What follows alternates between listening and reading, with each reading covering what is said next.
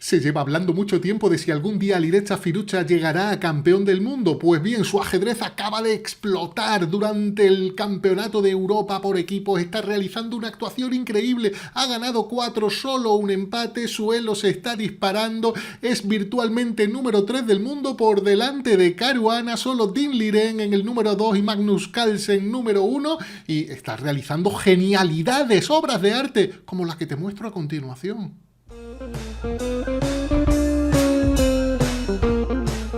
Bienvenido amigo Luisón a un nuevo vídeo de este bello juego llamado Axendrace, donde vamos a ver la genialidad de Alireza Firuza. Vamos a ver una partida donde concibe un plan el gran maestro de origen iraní y ahora bandera francesa, que nadie entendía. Todo el mundo decía que se le ha ido aquí la cabeza a Alireza, que no, que esto ha sido brillante, esto ha sido una absoluta genialidad en la siciliana Najdorf. Él jugaba con blanca, Mustafa Yilmaz, el gran maestro turco, planteaba la defensa siciliana y después de caballo F6, caballo C3, las negras pueden plantear diferentes variantes de la siciliana, como el dragón con G6, la Scheveningen con E6, la clásica con caballo C6 o la línea de moda en la élite, una de las variantes más combativas que se puede plantear con negras. De hecho, la mayoría de grandes maestros fuertes, cuando juegan de élite, sobre todo cuando juegan a ganar contra el peón de rey, suelen usar la siciliana Najdorf. Si juegan en plan sólido, juegan una española berlinesa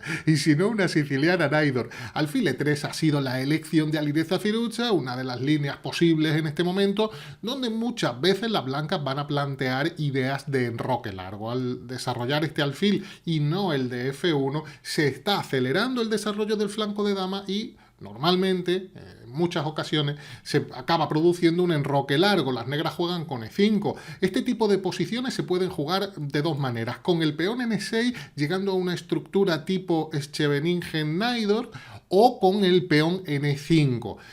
Obviamente es una diferencia enorme, los planes son muy diferentes y en este caso la casilla de 5 se resiente bastante, el peón de D6 queda retrasado, pero a cambio las negras juegan bastante más activo que si le dan solo un pasito al peón. Por lo pronto se ha atacado con el peón el caballo, que se ha retirado a B3. Caballo F3 es una línea interesante, más posicional, que también se puede plantear, y las negras juegan alfil E6 controlando la importante casilla D5 e incluso en algunos casos podría ser que el negro soñara con la ruptura, con el avance que en ocasiones se ha denominado liberador para las negras con D5 en el futuro. Normalmente si quieres reaccionar en el centro, por supuesto, cuando estás enrocado para que tu rey no corra peligro.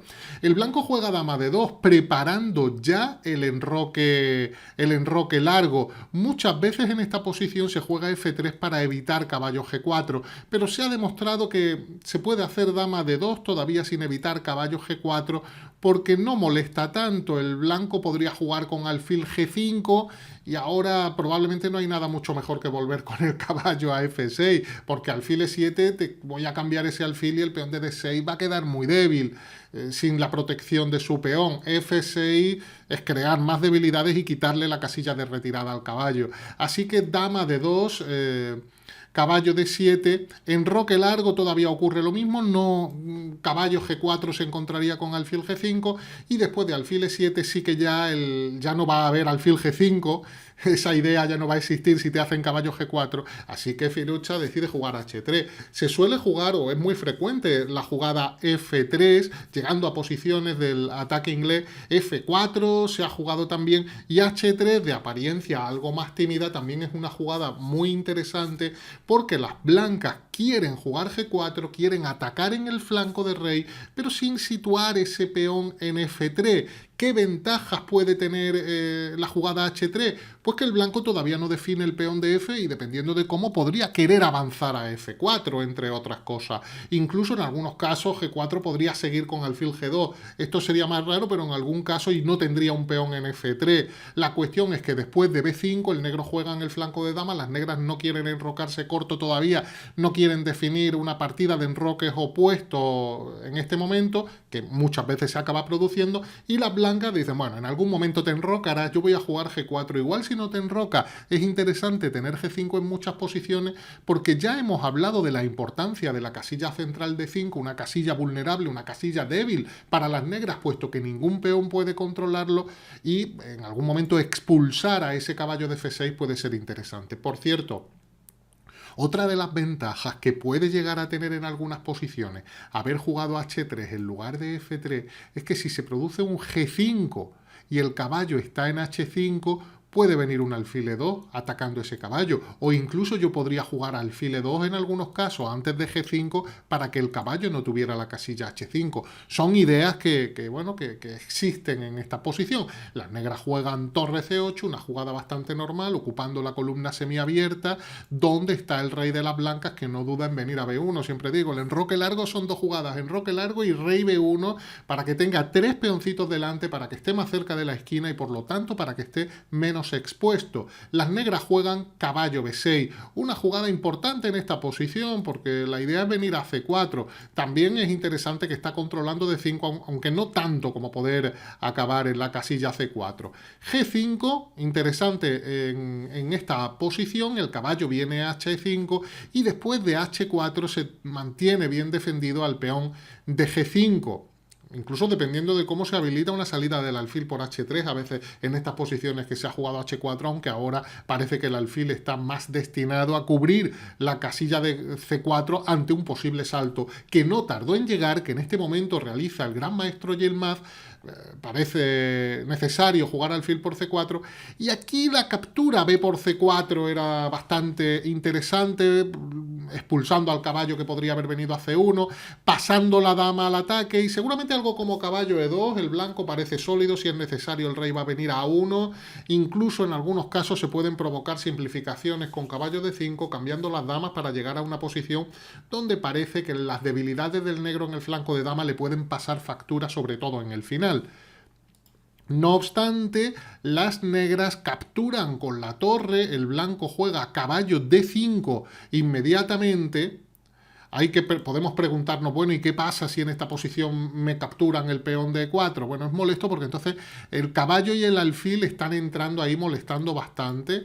Dama B8, la dama se encuentra en una posición un poco triste y el módulo nos da aquí caballo A5, no caballo C7, sino caballo A5 amenazando caballo C6 que ganaría el alfil de E7 y es una posición donde realmente parece que está prácticamente perdido el negro ante esas incursiones de las piezas blancas en territorio enemigo.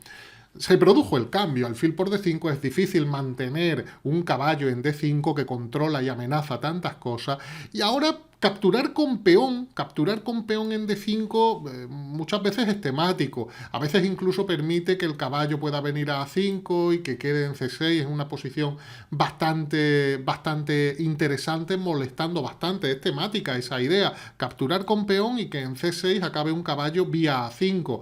Pero prefiere capturar con la dama, prefiere mantener la presión y sobre todo garantizarse esa casilla de D5 porque hay una idea estratégica muy importante. D5 es una casilla débil del rival, por lo tanto es una casilla fuerte mía. Esas casillas fuertes hay que ocuparlas con las piezas, no con los peones.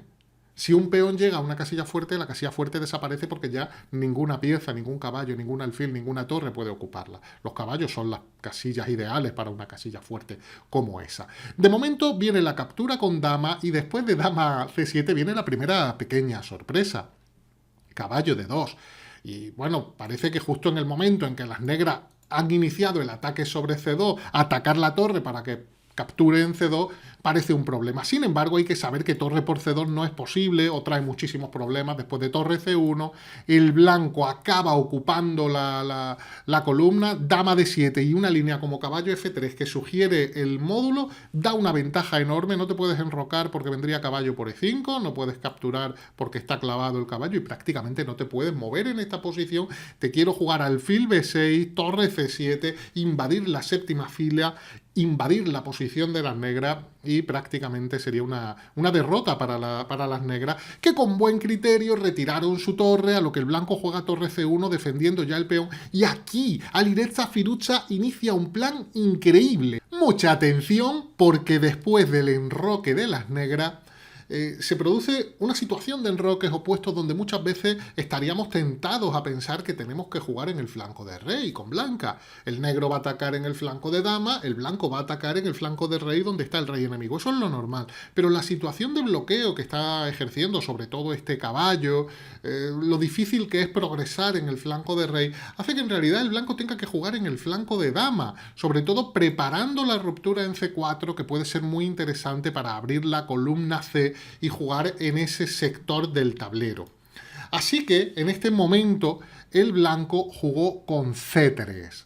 Y esto está preparando una idea muy interesante. Observemos, el negro juega G6, una jugada importante, quizá en algunas posiciones el caballo quiera reciclarse por G7 o incluso en algunas posiciones el caballo venga a F4, se produzca un cambio, el peón venga a F4 y el alfil de F8 el alfil de E7 tenga que venir a F8 y luego ocupar una diagonal interesante. Esa es una idea que puede existir. El blanco se concentra, torre C2, observar qué plan más brillante. Lo más brillante todavía está por llegar. Torre C2 y doblo. Es decir, el blanco ha jugado C3, torre C2 y torre C1 para jugar C4 en algún momento. Pero ahora las negras juegan A5. El problema aquí es que si juega C4, el negro te va a cerrar aquí con B4 y no vas a conseguir tu idea de abrir la columna C. ¿Qué ha planeado o qué se le ocurre aquí a Firouzja? Una locura. B4. Aquí ya nos podemos empezar a llevar las manos a la cabeza. ¿Cómo que jugar B4? Si es mi rey el que está detrás de ese peón, si están las piezas mayores del negro justo enfrente, ¿cómo vas a abrir? ¿Cómo vas a provocar cambios? Bueno, por ahora peón por sería un éxito porque la columna C se abriría. El negro presiona contra C3 y ahora, sorpresa, A4. La mayor locura que se puede hacer, pero si tengo mi rey en B1, ¿cómo voy a lanzar mis propios peones? Bueno, ¿cuál es la idea? La idea es que si bueno, se jugó esta que es un error. ¿Pero qué pasaba aquí? Bueno, pues la idea era B5. B5 en esta posición, atacando la torre, y bueno, estos peones en realidad lo que hacen es que cortan el paso a su propio ataque, y ya tengo aquí un peón pasado. Luego puedo jugar C4, quitar mi rey de esta columna y seguir progresando en el flanco de dama. El módulo dice que aquí dama B8 y que esto está muy bien, porque planean, entre otras cosas, las negras un sacrificio de calidad muy interesante con torre C5. Por ejemplo, si rey A2 te hago torre C5. Y si alfil por torre por, ahora me voy a D3, pero el caballo se suma por F4, ese caballo entra, y esta posición, mucho cuidado, que es mejor para las negras incluso. No hay columnas abiertas, las torres no valen tanto, y este tipo de sacrificios de calidad tienen muchísimo sentido.